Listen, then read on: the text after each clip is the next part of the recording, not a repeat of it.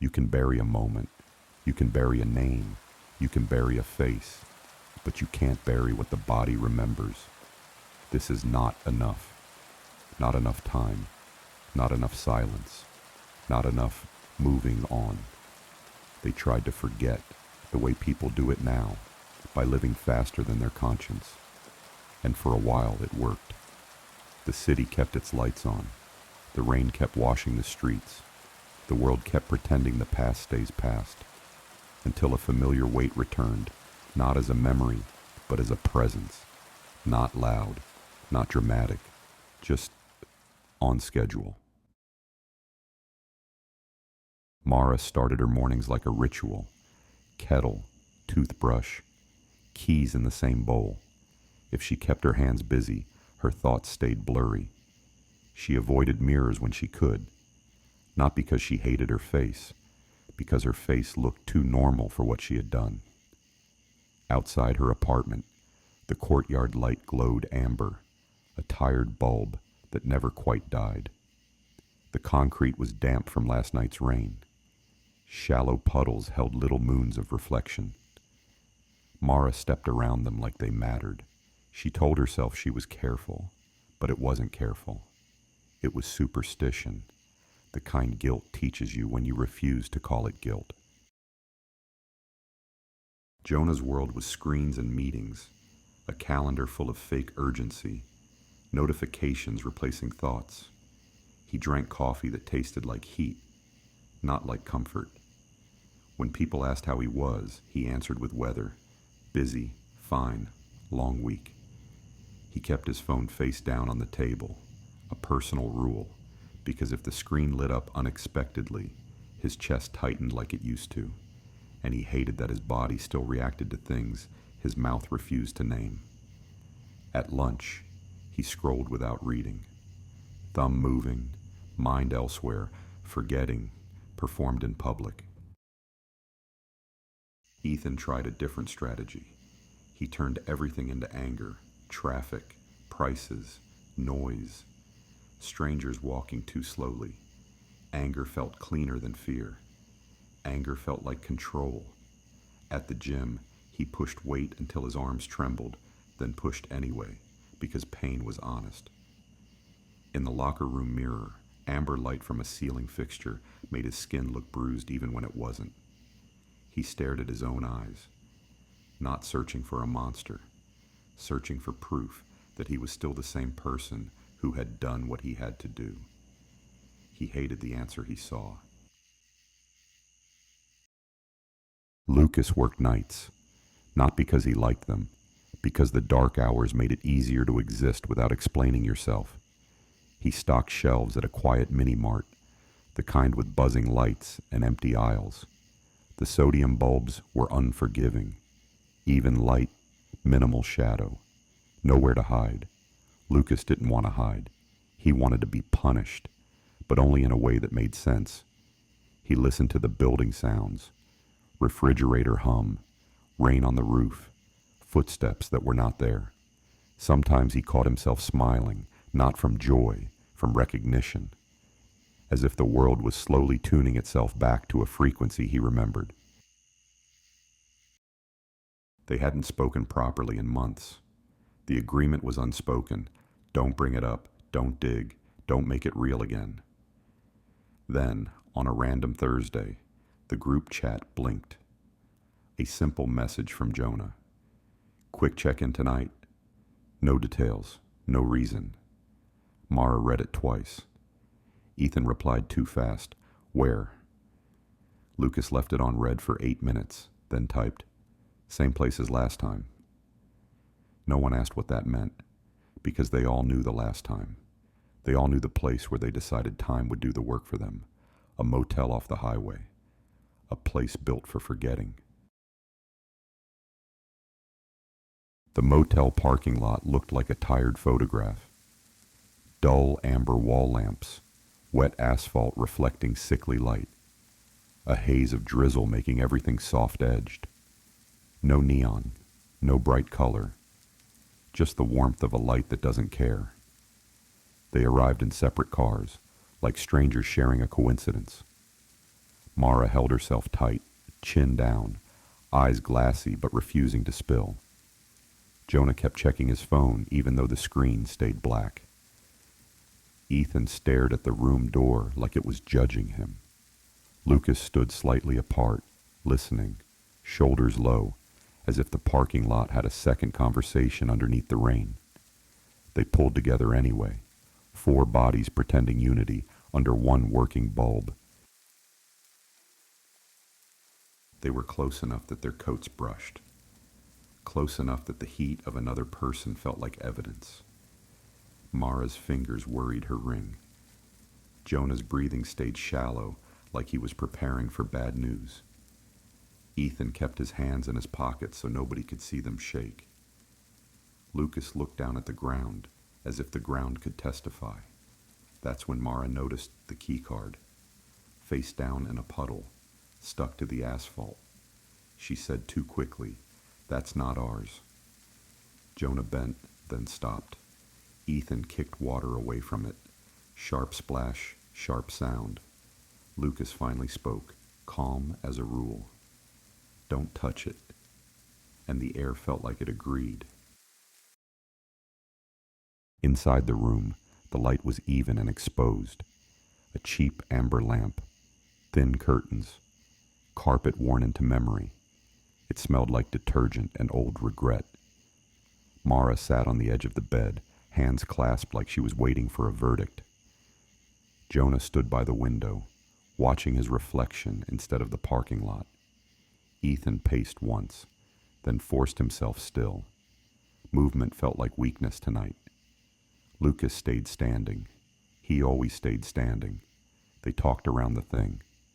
"We did what we could. It was complicated. It's done."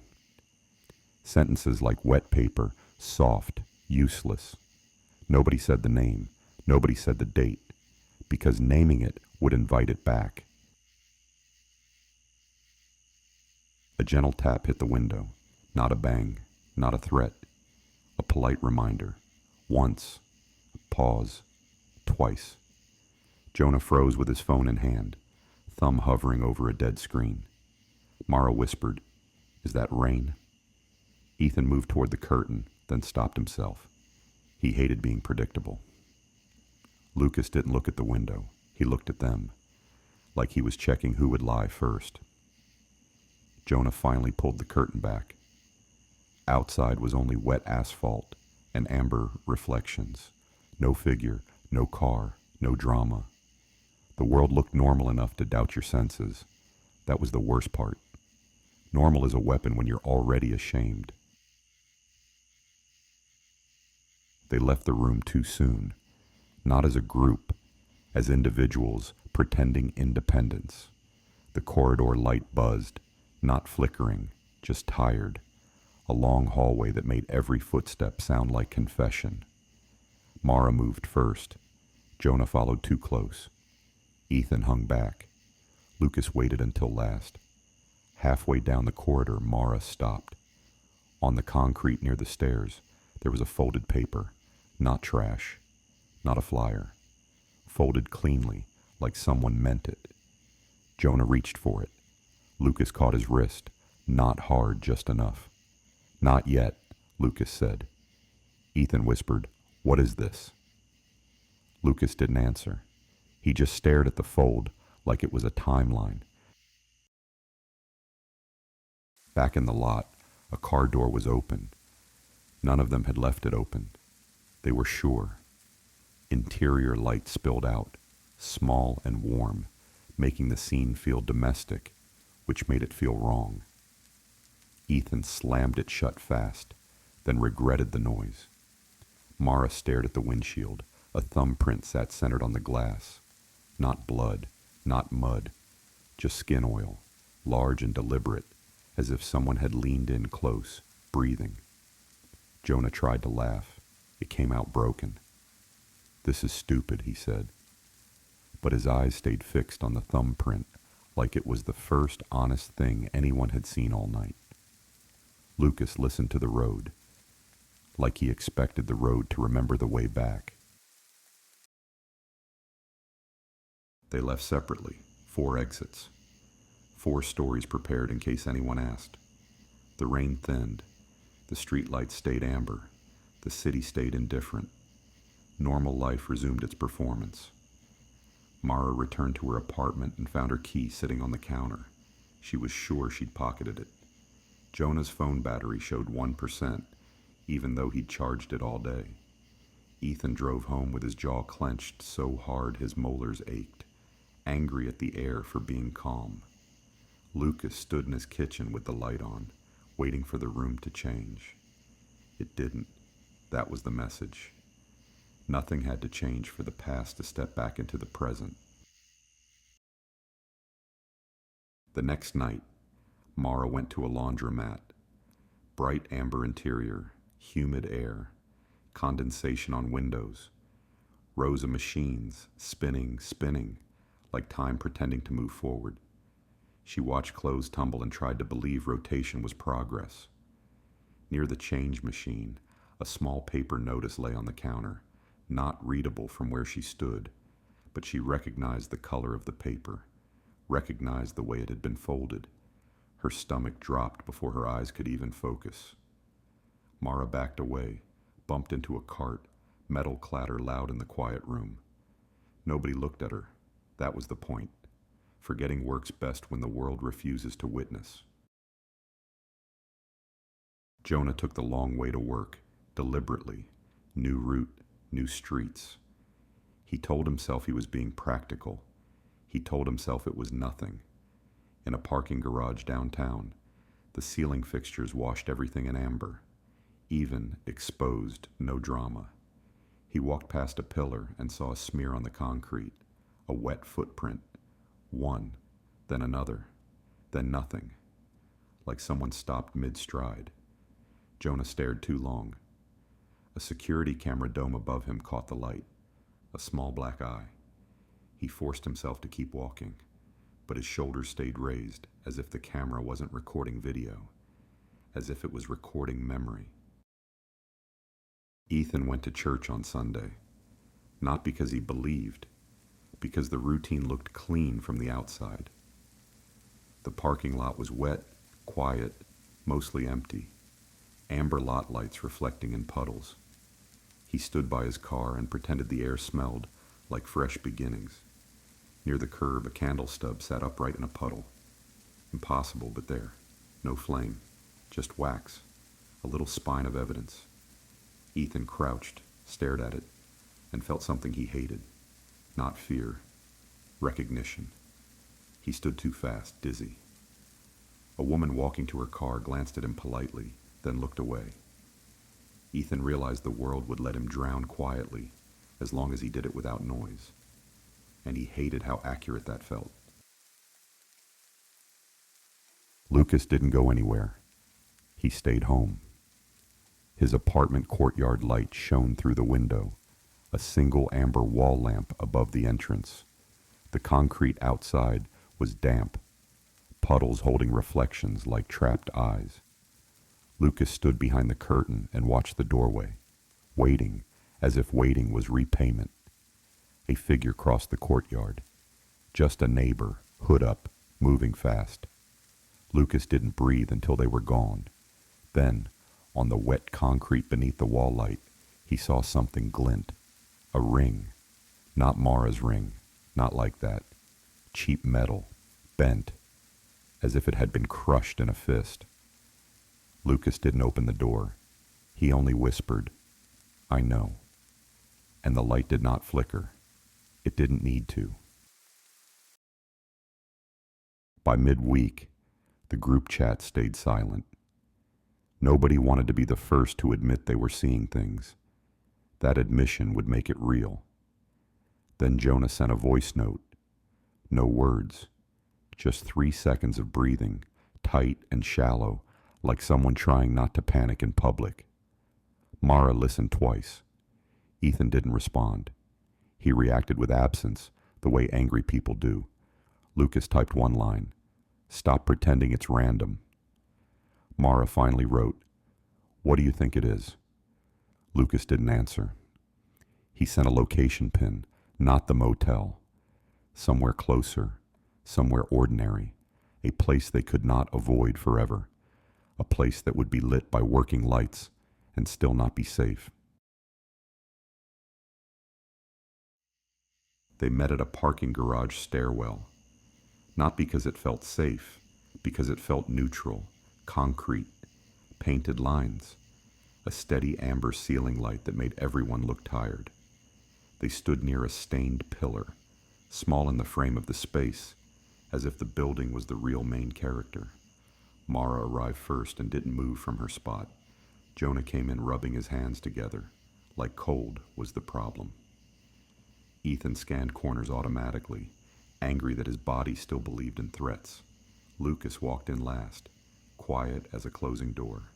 Nobody said hello. Lucas pointed to the stairwell landing. The folded paper sat there again. Same fold, same clean crease, like it was following them. Mara's voice barely worked. "Are you doing this?" Ethan snapped. "Who else would?" Lucas shook his head once. "You still think this is about blame?" Jonah whispered. "Then what is it about?" Lucas stared up at the light. "It's about memory." Lucas picked up the paper, slow, like you touch something hot without burning. He unfolded it in 4 clean motions. No ink, no message, just a blank sheet. For half a second, they all felt relief. A stupid, hungry relief. Then Jonah tilted it toward the light. Indentations. Letters pressed into the fibers, as if someone wrote hard enough to leave scars, then removed the words. Mara couldn't read it, not really, but her eyes followed the grooves anyway, as if her mind wanted to complete the sentence. Ethan leaned closer, jaw tight. "Say it," he demanded. "As a joke, say it." Nobody did, because the paper didn't feel like a threat. It felt like a reminder, a receipt without ink. Lucas folded it back the exact same way, hand steady. Then he did the worst thing. He put it in Jonah's palm and closed Jonah's fingers around it. "Now it's yours," Lucas said. And Jonah's phone lit up, screen glowing, no notification, just light. This is the moment before the story becomes movement, before the reminder becomes pressure, before pressure becomes action. Part 1 isn't the revenge. Part 1 is the lie. The lie that time heals. The lie that silence is the same as forgiveness. The lie that forgetting is a skill you can master. They tried to forget, and for a while, the world let them. But the world isn't the one keeping records. Someone is. Someone who doesn't need darkness to hide in. Someone who arrives under normal light, on schedule, with patience. Time passed. It wasn't enough. If you're hearing this, you survived. The unsafe zone closes. For now.